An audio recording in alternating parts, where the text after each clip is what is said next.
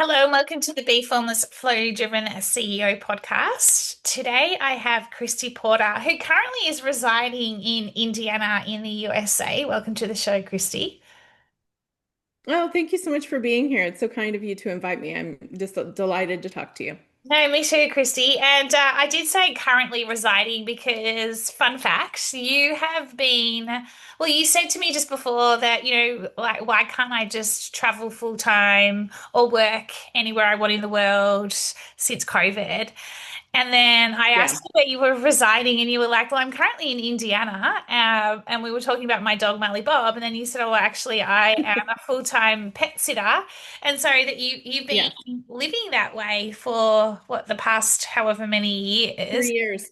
3 years, Yeah. which is so cool because you get to shake up your environment, get the fresh perspectives, hmm get to meet all these beautiful little, creatures, if you like, animals, and Yeah. yeah, It's super. a great way to see the world. Great way to see the world. So, and on that, you're the founder, and I love this title. It's the best, Chief Do-Gooder. It's so cool. It's just such a, happy, positive title and such a progressive title. Like it's so boring seeing just the same old titles when we're in this rapidly changing. Well, I mean, if you're going to start your own company, why not just, create your own job title is kind of my feeling. 100% right. And so on that, you're the founder and chief do-gooder at Signify, which is a studio that helps nonprofits and social enterprises get clear on messaging, write what moves donors, customers to action, and design giving programs small businesses can actually sustain. And it sounds like you blend campaign strategy with practical content systems. So lean teams create outsized impact. Because let's face it, nonprofits, they all generally don't have the funds to have big teams. So they are lean teams. And so how do you leverage and make the most of that team to get the impact that is required when working in the nonprofit space? You said you've had the company since 2016. And lastly, when you booked in for the podcast and I asked you what's one unique insight or lived experience when it comes to life, leadership, and business, and I think this really relates to, excuse me, what we're about to talk about, is you said pursue ideas that you'll be proud of being involved with, even if they fail. Failure is coming up a lot at the moment with the conversations I'm having. Mm. None of us are successful on our own. It takes a supportive community. So, without further ado, I'm going to hand it over to you. You can Okay. carve out your journey any which way you want, Okay. based on me just like sharing a bit about you and Perfect. the answer to your question. So I'll hand it over to you. Perfect. Yes. So, today I call myself a fractional chief impact officer. And so fractional is our current term. We didn't use that a few years ago, but even talking to more people in the fractional space, they're like, oh, I guess I'm considered fractional now. Like we use the term outsourced or part-time or something before, but now we're in fractional mode. So yeah, that's kind of the niche that I describe these days, and it is definitely on both the nonprofit and social impact side. So I've worked in both for-profits and nonprofits, became aware of social enterprise as a business model and movement in 2010-ish. While volunteering for an anti-trafficking campaign, Wow. and just kind of immediately said, this is the future of business. This is where things are headed, and how can I be a part of this? And so, I feel like social enterprise and nonprofit are kind of two sides of the same coin. It's just, are you going for a nonprofit model or for-profit model? But both pursuing passions and causes and looking for, moving the world forward in a more positive manner. And so, having done both, when I was kind of ready to move on to my next chapter in 2016, I had all these people who needed projects, but didn't want a full-time person, couldn't afford it, Yeah. just had questions. And so I was like, I can help fill those gaps, rather than go in and just working on, inside in one job. I could actually just help a bunch of people launch a different projects and really help the people and causes I was passionate about. And so that's kind of what started it all. And it has kind of evolved over the years. And as you said, for the last 3 years, I've been traveling full time. And so also getting to see clients and partners and friends along the way and wherever they reside. And it's been just a really fun and fulfilling place. And like I said, nobody gets to where they are alone. And however you define either success or failure, then life is too short to not do something you're proud of. Oh, I love that. Such a great outlook on life in terms of just that success and failure and being proud and being part of the community.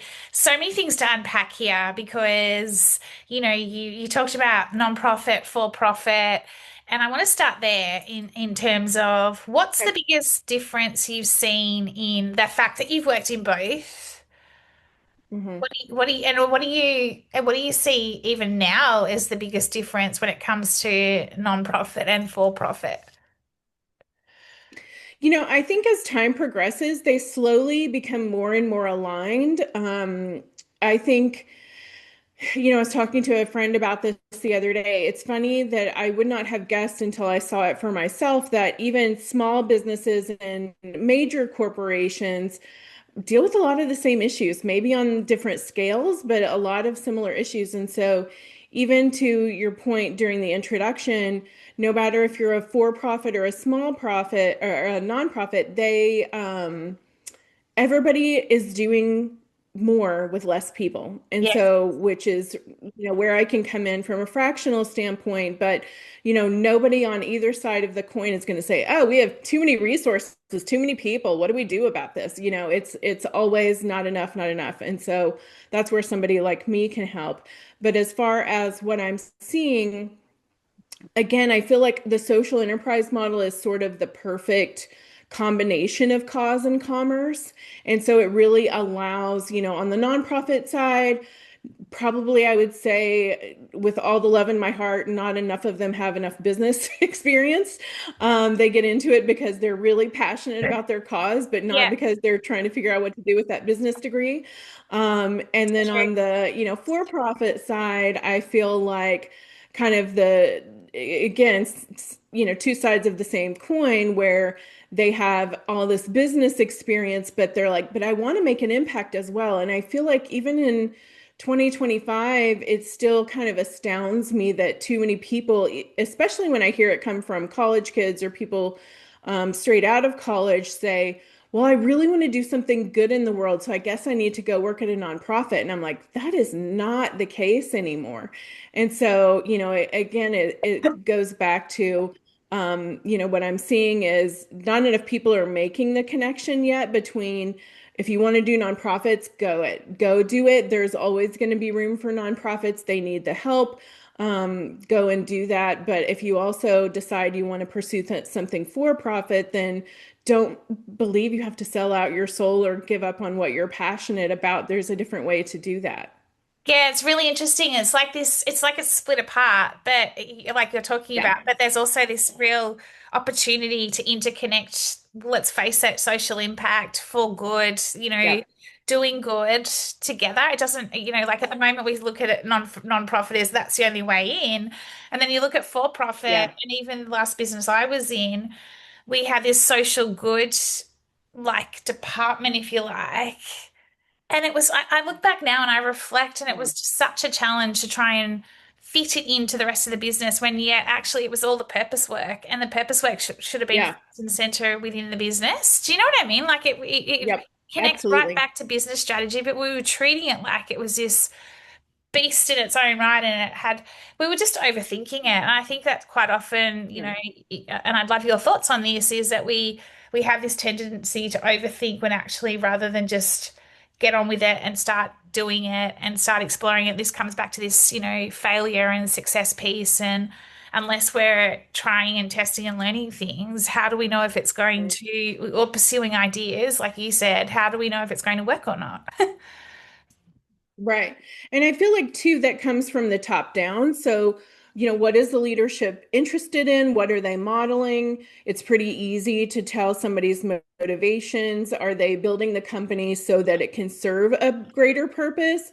or are they building it solely for a profit? So that's also going to determine, is this a department that human capital or the people in, culture team or marketing are associated with, or maybe group of a committee of volunteers within the company, or is it something that you're going to immerse the company in? Whether you started that way or are pivoting that way, is that going to be, your funding model now on? Is it, I was just reading an article before I came on, a few years ago, I guess 3 years ago now, Patagonia's, chief, who they gave the company away to, is the environment, and they're still killing it. So we look to them for all kinds of things, but they're still killing it. And everybody was like, what is this going to do to their model? And it's done nothing but great things. And so, but again, I think that comes from the top-down approach, the leadership approach, or, is a C-suite sitting in its office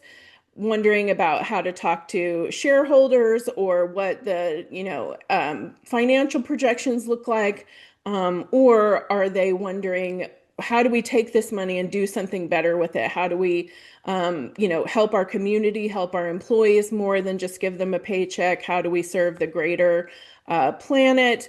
And those are two completely different ways at looking at business, but you can tell that from the top down. And so it real kind of automatically tell you, is this going to be a department and a 1 day volunteer day throughout the year that happens because we feel like we need to? Or is it going to be, this is the direction we're heading in? How do we just motivate the entire staff to be a part of this? What do you think of the, and I love all of that. What do you think the future of business looks like and the future of leadership just based on that? And you might go, B, that's too hard a question. But like, what do you think that, we're in a revolution as we speak, right? Like obviously AI, everything that's happening and that's another conversation that keeps coming up and everything happening on a global scale, politically, Yeah. economically.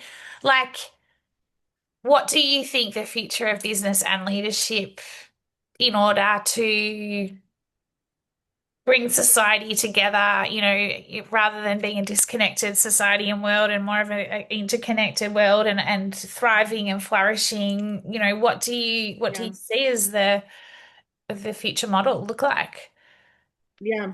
Well, I mean, I would say I staked my career on it. Once I learned about the social enterprise model, that was sort of, like I said, I immediately thought, this is where business is headed. This is it. I've seen the future right now. And so started volunteering and learning more about that for a few years before I launched my own business in 2016. But I've staked my career in business on it, and I feel like it's paid off well. And I think, the studies and the statistics have shown that that's where business is headed. That is what consumers want to see. That is what employees want to see.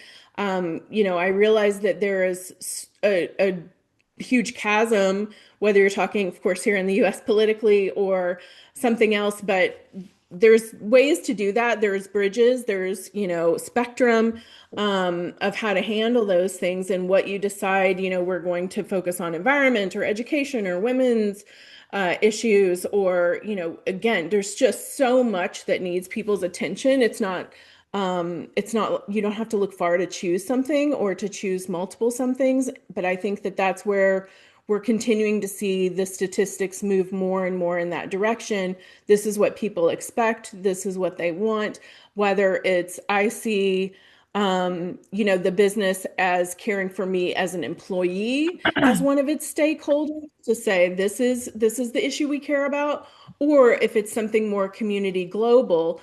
There's room for everybody at the table, but there's a deeper meaning behind it. And I think that we will only continue to see that trend grow. And if you don't get on board with that, you probably are looking at a short-term future rather than long-term gains. I love it. And I loved what you called out before around the social enterprise and cause and commerce, because you're not walking away from the commerce realities of business, etc. But it's how do the two interconnect together? I want to take a shift and I want to pivot in terms of Yeah. you travel full time, you you're I guess moving around, and you said your longest stint is generally 8 weeks. In terms of the different environments, right? Like when we step out of the standard day-to-day environment that we get those fresh perspective, those ideas, that Yeah. creativity, etc. What have you observed in yourself in terms of, you know, the freshness that comes with shaking up or shifting in your environments, and the way you're doing it? And the other part to this question is in terms of remote. So you essentially work remote, right? But you must be Yep. you must have this ability also to be connecting with new clients and new people in these different environments you're in. That's not really a Mhm. question. So I guess it's just an observation if you like. But I'd love your thoughts on both of those. Yeah, for sure. And let me back up 1 second before I switch gears with you. I've also been learning a lot about money over the last year and impact investing and, Oh, cool. banking with values and things like that. And, I feel like, again, people, and you said it before, C-suite may think that we have to choose between a values-led or purpose-driven organization versus profits, and that's not the case. Even in No. a lot of cases, investments just as much, keep up or surpass, and companies that are public that are in that space as well, a lot of times outperform standard as well. So I think it's something to keep an eye on, and see how that continues to grow. But I think that's an important thing to people think is a trade-off, but is actually not if you continue to look further. Um, Talking about travel, yes, I am a workaholic, so it was hard for me to take a vacation. And so living this way has been a really fun choice for me. So I have been doing this for 3 years now. I still look forward to the next place I'm going to go. I've been to all 48 continental United States now. I've been to 8 Canadian provinces. I'll do some more international coming up in 2026. And yeah, I think you learn a lot about yourself. I get, two of the main questions I get asked over and over again. One, do you feel scared or, unsafe at any time? And I was like, I think if I felt that way, I wouldn't be able to live like this. So No. I don't personally. And the same thing for, do I get lonely? And so I may not have people in person to see as much, but clearly I have conversations with people around the globe all the time. So I really don't. I operate very well independently. And for me, it's kind of like when I started listening to Audible audiobooks. I love to learn and I love to read, but I don't enjoy sitting down and reading a book. So for me, Audible was a game changer. And I thought, if this is how I'm going to read, then this is the way it's going to happen. And this works really well for me. And so the same thing with travel, it is being able to take it with me and show up anywhere and, get into a new place and meet new people and new pets and whatever comes up along the way is still fun and exciting to me, even though I'm an introvert really by nature. And so that's been a really great way to see and learn and meet people from other countries. And yeah, I feel like I think I'm always kind of impressed by how adaptable humans are. And so I feel like that is certainly a skill I've had to flex in this season and just be really adaptable. And so last year, when I first started doing this, I thought, I don't know how long I'm going to want to do this at all. But that was kind of the beauty of it. It's not committing to anything. So I could have done it for a month and hated it and, moved back somewhere else. But so I just am sort of continuing to live in that. And when I was on the road, moving, in between short stops, because in the beginning I thought, I don't know how I'm going to do this. So I want to just see as much as possible. So I was hopping around a lot. And that was really challenging, both for my health, having chronic health issues, and from just like kind of a slog, especially because I drive my car everywhere and, things like that. And so again, I get through a lot of audiobooks. But the ability to kind of see and just appreciate more and learn more about, what is life like here? What are people like here? What are they dealing with? And all of those things, I think, has definitely given me a greater empathy than staying in my own bubble, and has really helped, I feel like, both just me as a person and me as, in my work as well. Yeah, that was what I was going to ask you at the end of that, because it sounds like and the novel experiences, it's being in those novel places, putting yourself out constantly out of your comfort zone. That it must be a big thing for Hmm. someone like yourself that's introverted, because you're putting yourself out in all these unknown places and spaces. But I think that's also where Yeah. growth and evolution comes from.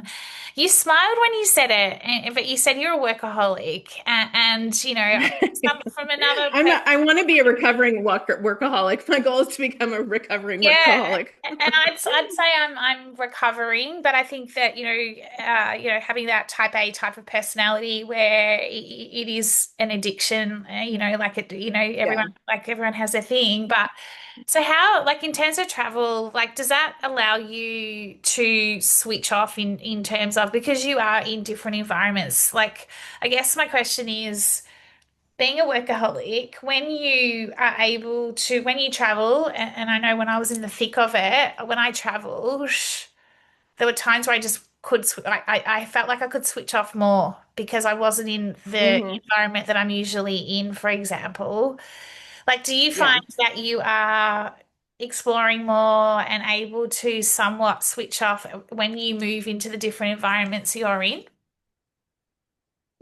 I would say it's probably not all that different from people who are in a stationary location because I'm still working during the week predominantly and then Yeah. predominantly touring on the weekends wherever my new locale is. So from that way, it's kind of a set schedule if you like, but yeah, I think just the ability to get outside myself because I'm having to research new places. Where do Yeah. I want to go? Sometimes, I have like, if it's someplace I've been dying to go, then I probably have a list or a lot of research in front of me. And then some places I'm like, I have no idea what's around here. So I'm going to wake up on Saturday and Google something and go do it. And so you're kind of forced outside of a work mentality or something else because you just have something else that's, this is the thing that's occupying my brain right now instead of that. And so I know at some point it'll come back to it, or I'll listen to a book while I'm driving, even if it's fiction, and go, oh, that's really a good idea for this. And that may put me back in work mode for a little bit. But I think it ebbs and flows. It just has a different location than somebody else does. Yeah, and I love the way you've just talked around the life workflow, because it does, it's constantly integrating, right? Like when you're out exploring in those novel experiences, I know this happens to me, I'll get an idea around my business or work, or solving a problem. And then when I'm in work, Yeah. sometimes I'll be getting an idea around something to do with family, or I'll remind myself about something. And so I think it's a constant, it's Yeah. like you say, it's a constant ebb and flow. Tell us, how did you come up, like Signify? I'm intrigued by the name Signify. Where did that come from? Yeah. So I love words with multiple meanings. And so that was something that was really important to me. I first started out my business more with a focus strictly on marketing. And that was because that was the skill set I had. That was the skill set that was needed by the people I was talking to. But I purposefully didn't put marketing in the title because I knew from day one that would eventually pivot. Um, and so, again, I wanted multiple meetings. Of course, many small businesses name the business after themselves to build their brand. Totally understand the marketing behind that. I didn't want to do that. I really wanted the collaborative effort behind it. So I really wanted something that sort of represented the interaction and the work that we would do together. And so one of my favorite resources is thesaurus.com. So I was kind of like starting out with broad brainstorming and stream of consciousness and, trying to continually narrow that down to one word. And I knew I wanted it to be one word. All of my Pinterest boards are one word. A lot of them have multiple meanings. So that's just sort of par for the course for me. But yeah, I would say I kind of had the concept and then just kind of kept shaving more and more off of that. And through thesaurus.com got down to signify, and it means to represent, to make known, and to become important. And I thought that well represented what me and my clients were going to do together. And it was something that I felt was bigger than itself, that was collaborative. It was a small word that carried a lot of meaning. And so that's kind of how it all came together for me. I love it. And it's such an active word as well for me. Like it's action Yeah. orientated in the best possible way. Like it ties in really nice with do good. Couple of last questions Yeah. for you. Fractional. Sure. I love the fractional term. Freelance doesn't give it justice, but there's stats out there around fractional, in 2026 and beyond. And, even more people are having what they're calling obviously side hustles. I hate calling it a hustle because Mhm. it's kind of the mentality of, but Yeah. it's really interesting because I've always, worked with teams, community. I love collaborating, and I think that, even when you have your clients, you're an extension of their team, and that's how I like to see it. Yeah. And, from a fractional and working with lean teams, etc. What do you think are the biggest traits required of that sort of a relationship where it's you are an extension of the team? There's a team within the business already, Yeah. and especially from a small business perspective, what traits do you really think that you need as a collective to truly make the impact you want to make, but also have fun as part of it? Yeah. I feel like the first thing I would say is empathy. Like you really have to using the term freelance, again, I think you're correct in that it doesn't serve you well enough. And I feel like freelance for me now, because I was a freelance writer for a long time, that was kind of what I did for many, many years. And I feel like that's kind of plugging a hole. Yeah, it is. So There's a true. need and you kind of go in and fix it, and then, but that's a short-term thing and you move on, and there's nothing wrong with that. But freelancers, I feel like, are not in it to build their own business. They're just kind of stepping in, filling a hole, and then moving on. And they're as needed. And I feel like now, and I feel like that was very true to me when I was doing that in those years versus now trying to build a business and really trying to look at things from a larger scope and a long-term perspective. Um, I would say, so first I would say empathy, especially if you're going into a cause-oriented environment, nonprofits, social impact organizations, sustainable, social enterprise. Um, then first you need empathy for the cause. You need to believe in what you're doing. And so that's the first thing that's also going to resonate with the people that you're talking to because they need help, but they want to know that you're in the trenches with them and not just from a strategic perspective, but as somebody who really has empathy for the work that they're doing and for the cause that they're supporting. So I think that's one. Of course, flexibility, adaptability as well, because sometimes things look very different from the initial building a quote phase from going in and really seeing what's happening. And, we all sometimes can't see the forest for the trees. So No. it looks very different sometimes when you step inside and say, okay, here's what we talked about, but here's what I see is actually happening. And so I feel like the ability to kind of make those adjustments as needed. But at the same time, I feel like you have to be really organized as well. I have to be organized in travel. I have to be, my Prius is packed in a certain way.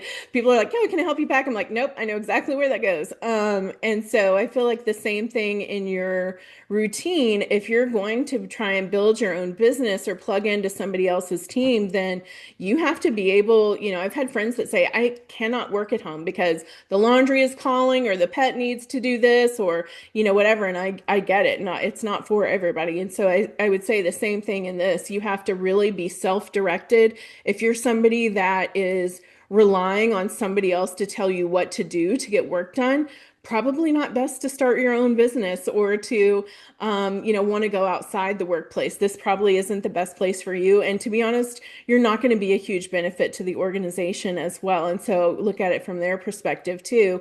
But you've got to be organized, you've got to be self-motivated, and you've got to be willing to assume responsibility and step in to do the work that needs to be done and think this is for their betterment. I've made that commitment and I'm on board and I'm sticking with it.